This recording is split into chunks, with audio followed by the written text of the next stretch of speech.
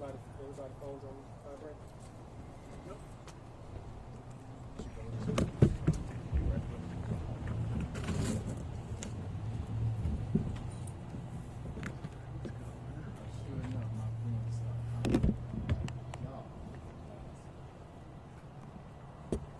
As soon as they see you pop up online.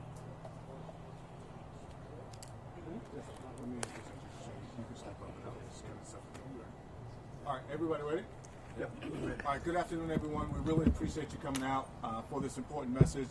We want to discuss the occurrences that happened at the Wendy's this past weekend. And what we're going to just talk about, we have here today our Fire Chief Randall Slaughter, our Chief Fire Investigator, and also James Oliver, and also a member of the ATF who we'll introduce as well. So thank you for being here today. Well, good afternoon. First of all, thank you so much for being here. I want to start by expressing my heartfelt condolences to the Brooks family, as well as acknowledging and appreciating the work and effort of the brave men and women of the Atlanta Fire and Rescue Department, as well as other local firefighters from other mutual aid jurisdictions who responded into the city on last week to help us mitigate the events on Friday night. As many of you all witnessed on live TV, our fire crews, many of which are standing behind me now, were actually surrounded and denied access to the Wendy's when it was set on fire. At one point, a person even jumped onto the apparatus. It became a very dangerous environment for these firefighters, especially as bricks and other objects were hurled at the apparatus. As fire chief and native Atlantan, I take it personally when lives and or property is lost in our great city, particularly as it relates to fires of arson. We don't want to allow the peaceful voices and focus of our protesters to be overshadowed by events such as this, which tend to grab the headlines. Solving this arson crime has become a top priority for me, as well as our fire investigations section headed by Chief Fire Investigator James Oliver, which you will hear from shortly. He, in collaboration with the Atlanta Police Department, the ATF, and other partners at the state level, have been working day in and day out to solve this crime since it occurred last Friday. Next, you will hear from him, Chief Fire Investigator Oliver, and he has some information that he needs to share with the public. And after that, we will take any questions that you may have. Chief Oliver? Good afternoon, everyone. Again, I'm James Oliver, Section Chief of the Fire Investigations Unit. Also here with us today is Agent Henry Countryman with the ATF. Thank you all for being here. The Atlanta Fire Investigations Section is actively and aggressively investigating the fire at the Wendy's located at 125 University Avenue. We will be the lead on any arson charges brought in this case.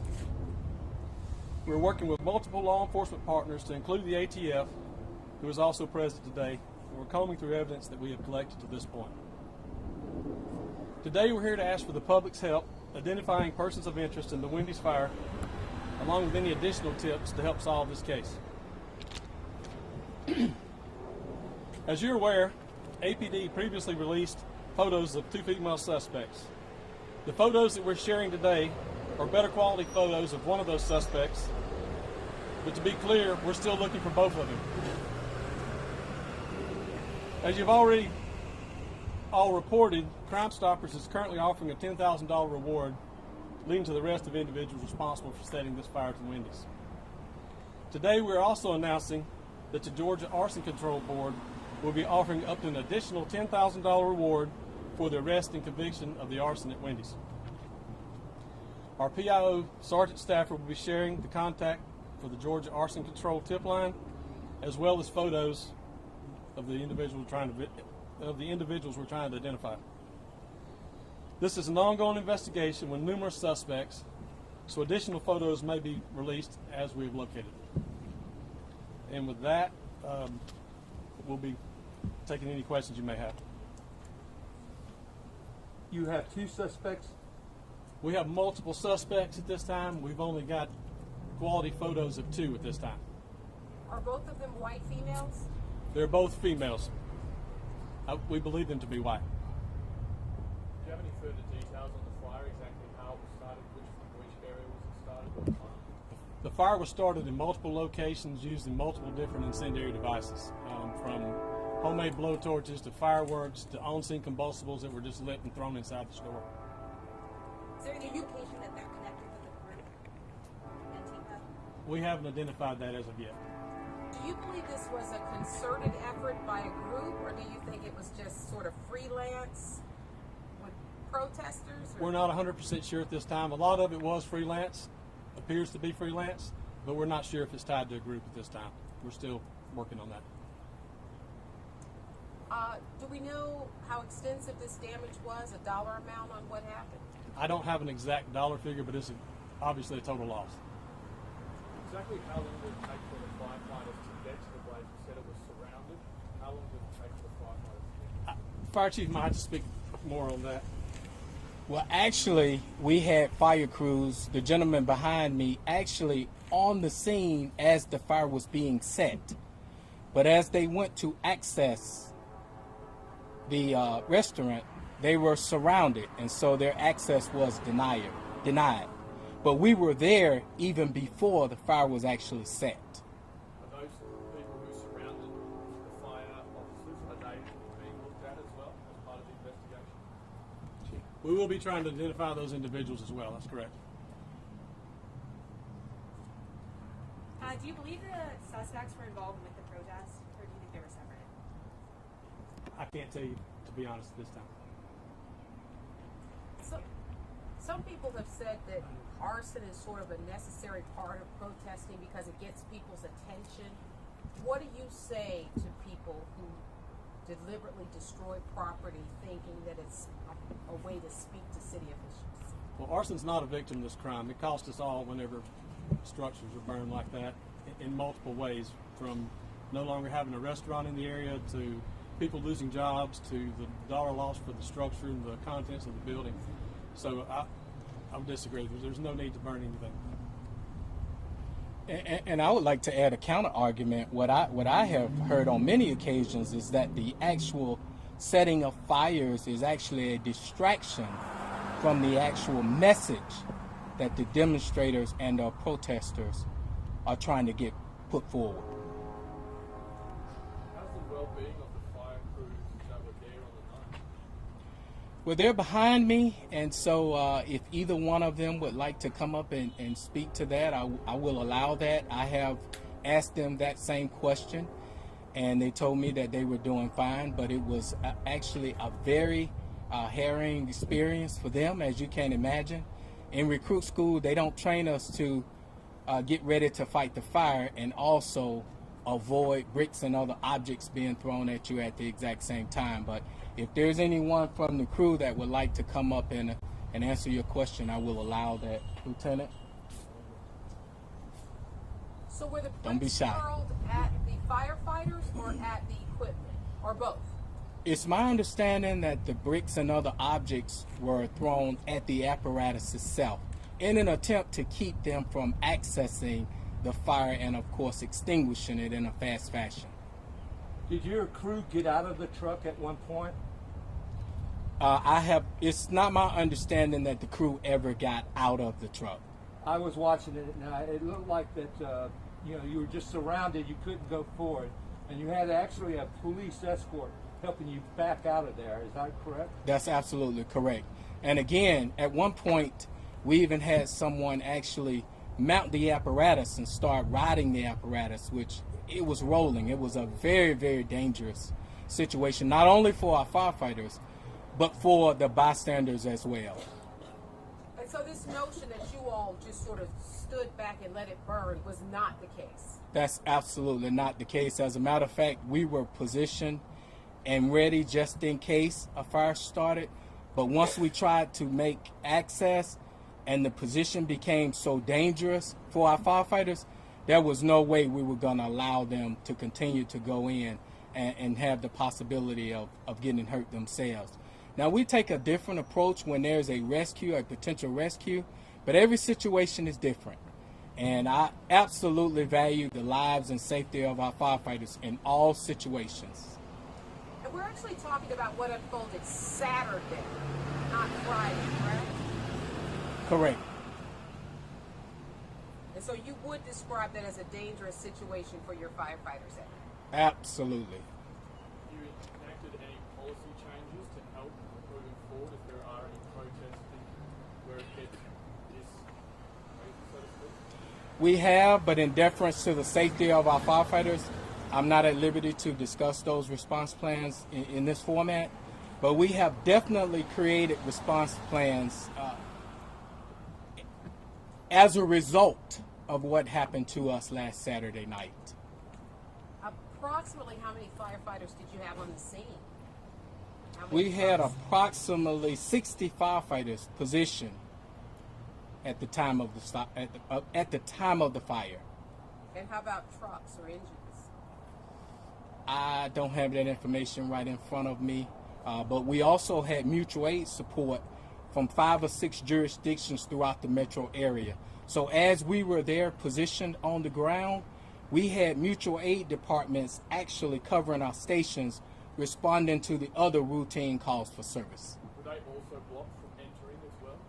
Absolutely. Everyone, all fire units were blocked from gaining access to the fire. Approximately how many protesters were on the ground? I don't know. I don't have that information. Were some of these blocks being done by vehicles? Maybe not all people, but by vehicles? It's my understanding that they were mostly being blocked by people standing in front of the apparatus. That's my understanding. When you did return, Chief, I noticed that you came in from a different point of avenue, that you came actually from the other side of the interstate versus to the far east side.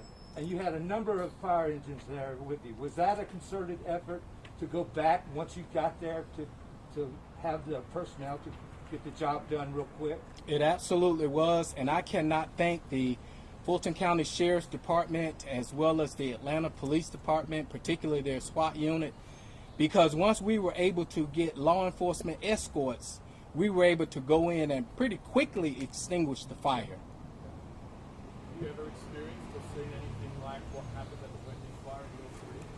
I have not, and I've actually been a firefighter in this town for 30 years. I have seen multiple protests, but normally there's not an effort to harm firefighters or fire apparatus. I've never seen that in 30 years. I know one of the fire trucks was also badly damaged on that Friday night of the first protest up around Buckhead. Was any damage to the fire truck sustained similar to that up in one too? We did experience minor damage, nothing to the degree that we experienced a week or so before in Buckhead. All of those apparatus have been repaired at this point. But this unit behind me did experience some very minor damage from Saturday night. Yes, ma'am. Are you also looking for the suspects that were blocking the firefighters as they were trying to get to the fire trucks? Yes, we will be trying to identify those individuals as well. Okay, so do you know how many suspects you're trying to identify at this point? Regarding the setting of the fire, I can't give you an exact number or even a real close estimate right now. I can tell you there were hundreds of people over there in the street at the time. Some of them were peaceful and some of them were were causing problems. Okay, and you will be trying to identify everyone in the street at the time? No. Okay. If they were impeding our access to the scene, definitely, but not everyone that was there. We're not trying to identify everyone. Okay, thank you. How many times do you all think that Wendy's was actually set on fire? I can't give you an exact number, but I know I've seen probably close to 10 attempts by some by the same individuals, some by different individuals.